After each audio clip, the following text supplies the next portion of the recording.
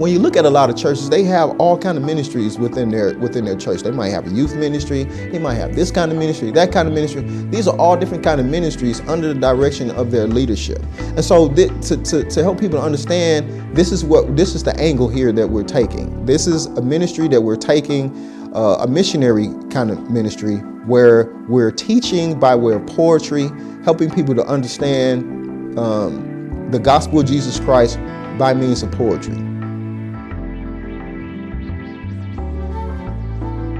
Okay, and so poetry is like another form of, it's like another language in a way, right? It's like you got Spanish, you got Greek, and so you have people nowadays who they really just love to communicate, or they love to hear, and they really hear things deeply through poetry. And so those are the people who we're trying to reach. And so we have the blending of the scripture and the word, and we have the poetry. So spirituality is a language, and poetry is a language, right? So we blend the two, and so we try to use them as a powerful force to reach people for the good of mankind. So with a church, you will be baptized, you will be, you do a whole assortment of things. We are under the direction of our leadership, right? Prophets and apostles, right? So all of those keys and the rights are things that has to be given to us to perform, and that's not what we're seeking. We're not seeking any kind of rights and authority to baptize or be a church. But what I do have authority to do as an elder in the church is to preach, teach, and expound scriptures. So that's with, we have the right to bless, we have the right to do certain things, but so we stay within those confines. Okay, so that's the purpose of the ministry. Now, if a person finds that, okay, they believe in some things that we're talking about, now that's time for them to talk to the missionaries. It's time for them to, seek baptism and things like that. But having, for us to try to just go and say, okay, we're going to be some self-proclaimed ministry, we're going to jump up, we're going to start baptizing people, we're going to do this, that's not what we're doing.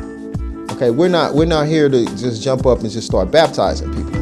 Do I have the authority to baptize? Yes, I have the authority to baptize under proper authority. Okay, do I have the authority to do certain things? Yes, I do, but under the direction of our leadership. And so I'm firm with that.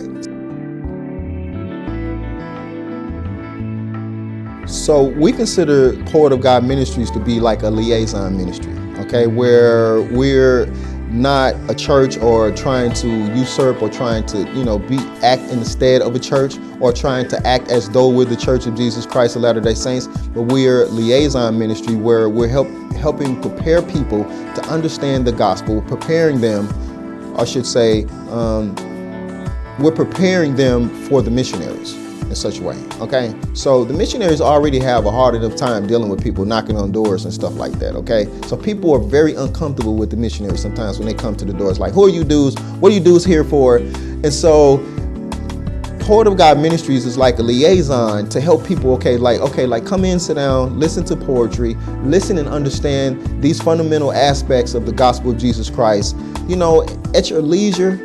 You know what I'm saying? And where you can be comfortable with. And then if you decide to get baptized, talk to the same missionaries that you didn't want knocking on your door, right? And so that's what we are with that.